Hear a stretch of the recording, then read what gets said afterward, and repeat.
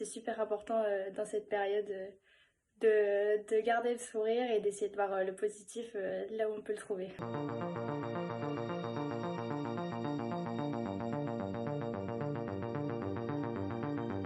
Je pense que comme tout le monde, j'ai été un petit peu déboussolée à l'annonce du confinement. J'avais pas mal de questions, pas mal de doutes. Je me demandais surtout quand est-ce que j'allais pouvoir remettre les pieds dans un gymnase. Mais je pense que tous les sportifs savent s'adapter aux situations auxquelles ils sont confrontés. Donc c'est ce qu'on a tous fait et moi j'essayais d'y voir une opportunité de me reposer parce que déjà c'est pas quelque chose qu'on a le temps de faire en période de compétition. Et puis aussi de soigner les quelques blessures que je pouvais avoir ou alors également de me renforcer, faire du renforcement musculaire spécifique pour pouvoir reprendre au mieux quand le confinement sera levé et qu'on aura à nouveau le droit de s'entraîner.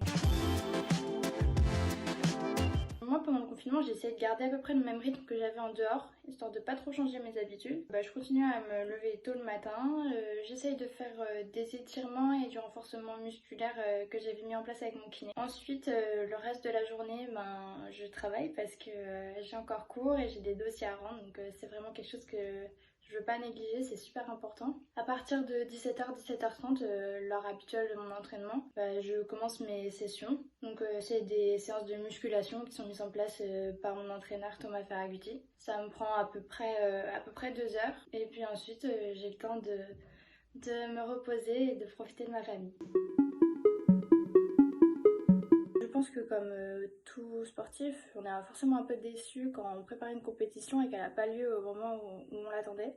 Maintenant, je pense que de toute façon, c'était la meilleure chose à faire de les annuler ou de les déplacer parce que dans le contexte sanitaire actuel, c'est impensable de maintenir de telles manifestations. Puis même d'un point de vue sportif, je pense que les sportifs peuvent pas s'entraîner correctement, on peut pas non plus avoir forcément la tête à ça. Donc non, je pense que c'était vraiment la meilleure chose à faire.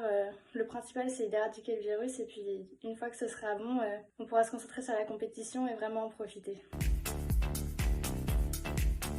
Je les appelle régulièrement ou alors je leur envoie des messages. C'est vrai que je reste en contact avec elles quotidiennement. Avec mon entraîneur aussi, je lui envoie des messages surtout pour débriefer un peu des séances, savoir qu'est-ce que j'ai trouvé bien, moins bien, qu'est-ce qu'on pourrait peut-être adapter, etc. Puis on a également fait une visioconférence avec le staff de l'équipe de France pour être un peu mise au courant de ce qui se passait, du futur, de comment allaient se dérouler les prochaines échéances, etc.